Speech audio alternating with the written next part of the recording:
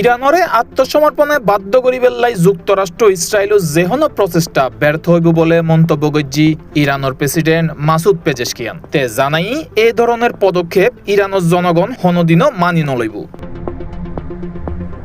BBC সূত্রে জানা গেই বুধবার তেহরানের জরুরি পরিষেবা কর্মকর্তাসকলৰ লয় বৈঠকত এসব হতা জানাই পেজেশকিয়ান তে আরো জানাই তেহরান যুদ্ধ বা অস্থিতিশীলতা নয় বরং সব সময় গঠনমূলক আলোচনার পক্ষে অবস্থান লই।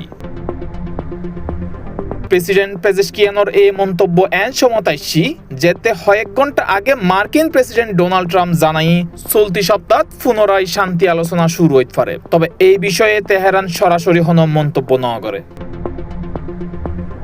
হরমুজ প্রণালী ঘিরিয়ে এনে ওয়াশিংটন ও তেহরানের মধ্যে উত্তেজনা বাড়ে। অবরোধ অব্যাহত রাখেনে আগামী 48 ঘন্টার মধ্যে ইরানের লয় আলোচনাত বইবের হতা জানাই ট্রাম্প। ইন্দি ইরানি বন্দরে কিনুত মার্কিন অবরোধের প্রথম দিন পাল্টাপাল্টি দাবি ও সন্দেহের মধ্য দিয়ে ফারই মার্কিন বাহিনী দাবি করছি তারার হরাহরির হারণে এই পথ দিয়ে হন জাঁচ বাইরে ন পারে। তবে বিবিসির অনুসন্ধানী তথ্যত ভিন্ন চিত্র উড়িয়েছি।